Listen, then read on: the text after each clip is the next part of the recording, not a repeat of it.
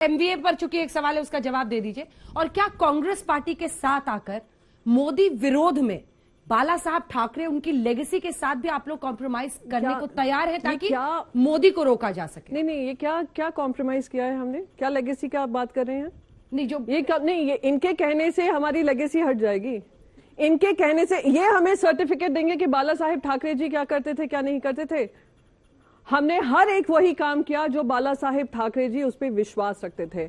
और यहां पर मैं भारतीय जनता पार्टी का सर्टिफिकेट नहीं लेने बैठूंगी, क्योंकि ये वो लोग हैं जिन्होंने, वो बाला साहेब ठाकरे जी जिन्होंने इनका हाथ पकड़कर भारतीय जनता पार्टी को महाराष्ट्र में आगे बढ़ाया। आज आपने उनकी ही हस्ती को खत्म करने की कोशिश की है। ये गद्दारी देश नहीं भूलेगा, महाराष्ट्र तो खास करके नहीं। बाला साहब कांग्रेस विरोधी थे, कांग्रेस का समर्थन राहुल गांधी को मैं आपको उनके 3 इंस्टेंसेस भी बता सकती हूं बाला साहेब ठाकरे जी के, जहां उन्होंने समर्थन दिया था कांग्रेस पार्टी को। आपको उनकी सोच समझनी होगी कि वो देश की आगे सोचते थे, पार्टी पक्ष बाद में सोचते थे। उनका देश कहीं खत्म नहीं होना चाहिए, देश में जो हमारा सोच है, विचार है, वो नहीं खत्म होना चाहिए। इनसे पूछिए, जब राष्ट्रपति का चुनाव हुआ था डॉक्टर प्रतिभा पाटिल का, क्या वो भारतीय जनता पार्टी के साथ खड़े थे? नहीं। तो मराठी मुद्दा, अरे भाई साहब एक मिनट, मैं आपके बीच में नहीं बोल रही थी ना। मराठी मुद्दा जो भी मुद्दा था, आपने मुझसे कहा छत्रपति शिवाजी महाराज को मैं भूल गई। अरे आप लाख कोशिश कर लें नरेंद्र मोदी जी को उनके स्वरूप में ढालने को, पर देश नहीं भूलेगा कि उन्होंने क्या काम किया है।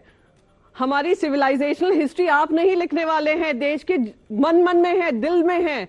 तो इतिहास में मैंने उनका नाम लिया या नहीं लिया, हम सब जानते हैं। आज छत्रपति शिवाजी महाराज हम सबके दिलों में हैं, हमारे आराध्य देव हैं। तो मुझे ये नाम भी लेने की, यानी ये कहना हुआ कि आपने भगवान श्री कृष्ण का नाम नहीं लिया, आपने भगवान श्री राम का ले लिया, तो आपको भगवान श्री कृष्ण में आस्था नहीं है, तो शर्मनाक है। तो प्लीज आप अंतर समझिए। तो मैं बस वर्तमान पे जवाब दे दें। हमें कोई कॉम्प्रोमाइज करने की जरूरत नहीं है। हम अपने मुद्दों पे भारतीय जनता पार्टी के समय में भी हमारे सामने में आर्टिकल्स बहुत क्रिटिकल भारतीय जनता पार्टी के बारे में भी आते थे जब ये गलत जाते थे। और हम जहां भी देश की बात आएगी उसमें हम कॉम्प्रोमाइज करने वाले नहीं है। और भारतीय जनता पार्टी हमें कोई सर्टिफिकेट देने वाली पार्टी नहीं। जवाब बस मैं बात बताना चाहता हूं, बाला साहब ठाकरे जी यदि स्वर्ग में बैठे होंगे, उन्हें क्या लगता होगा कि मेरी पार्टी आज उस कांग्रेस के साथ है जिसका गठबंधन केरल में मुस्लिम लीग के साथ है।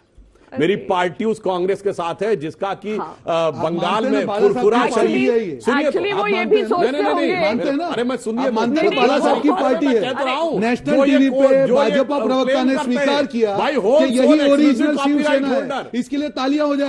आपने नहीं कहा, मैंने नहीं कहा, आपने कहा कि बाला साहब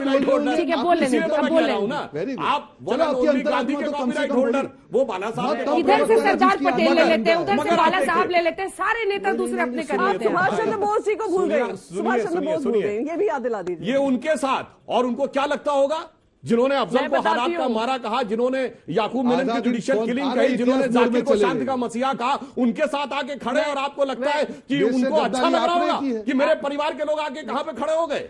इसलिए मैं कहना चाहता हूं, उनकी विरासत के साथ जब आपने किनारा किया, जनता ने आपसे किनारा किया, आपकी पार्टी ने आपसे किनारा किया, और तीर भी कमान से निकल गया। देखिए, इलेक्शन कमीशन के आधार पे ये मत कहना तीर कमान से निकल गया। बाई इलेक्शन में भारी संख्या से नए चिन्ह पे जीत हुई है, तो हमारी हुई है। तो आप कितनी भी लाख कोशिश करने पर बाला साहेब ठाकरे जी अगर ऊपर से, जैसे आपने कहा, देख रहे होंगे तो आपका मजाक बनाते होंगे कि देखिए ये वो लोग हैं जो देश का हवाला देते हैं पर पीडीपी के साथ अलायंस करते हैं। वो लोग हैं, सोनिया जी के बारे में उनके वीडियो अवेलेबल है। वो लोग हैं जो सबसे पहले प्रधानमंत्री का अगर जब स्वेरिंग इन सेरेमनी होती है, पाकिस्तान को न्योता देते हैं, बगैर इनवाइट किए पाकिस्तान में जाकर खाना खाते हैं, चाइना का नाम तक लेने को तैयार नहीं है। ये वो लोग हैं जो अटल बिहारी वाजपेयी के समय की भारतीय जनता पार्टी और आज की भारतीय जनता पार्टी में जमीन आसमान का अंतर है। वो श्री उद्धव साहब को आशीर्वाद देते होंगे कि ये लड़ाई लड़नी पड़ेगी, क्योंकि ये धर्म की लड़ाई है, ये झूठ की लड़ाई है, और इस लड़ाई के खिलाफ हमें जंग लड़ना ही पड़ेगा। मुझे प्रश्न लेने हैं बच्चों के, क्योंकि आधे घंटे से हमारी डिबेट चल रही है और सज्जन व्यक्ति है पर इतिहास मोड में चले जाते कि वर्तमान में कुछ बोलने के लिए। ये पहली सरकार है अंजना जी कि 9 साल के शासन के बाद भी आज भी विपक्ष के मोड में है। इनके प्रधानमंत्री, मैंने नहीं कहा, भाषण तो इनके काफी दे कि ये लोग वोट ले लेते हैं, कहा था कि 2022 के अंत तक हर किसान की आय दुगनी हो जाएगी, हम लोग 2 करोड़ नौकरी देंगे, हर भारतीय को घर देंगे, 5 ट्रिलियन की इकोनॉमी हो जाएगी। मुझे बताइए, देश की जनता को ये पूछने का अधिकार नहीं है? 2022 का तो इनका डेडलाइन खत्म हो गया, क्योंकि इन सवालों से इनको दूर भागना, इसीलिए ये सब भटकाने का काम करते हैं। दूसरी चीज, अब इन्होंने भ्रष्टाचार की बात की, 5412, मैं इनको पूछता हूं इनका वॉशिंग मशीन कितना मजबूत है कि 5412 में से एक भाजपाई का नाम दे दे जो इनके वॉशिंग मशीन से निकला और उसके ऊपर केस हुआ हो। नारायण राणे मशीन में चले गए, साफ होके बाहर आ गए। हेमंत विश्वा जो थे करप्ट थे, वो लोग मशीन में गए, बाहर निकल के आ गए। येदुरप्पा मशीन में गए, बाहर निकल के आ गए। अभी इनके एक मंत्री के पुत्र के घर से 8 करोड़ पकड़े गए। मुझे बताइए कौन सी एजेंसी वहां पे गई? कोई नहीं। ये इनकी मजबूरी है।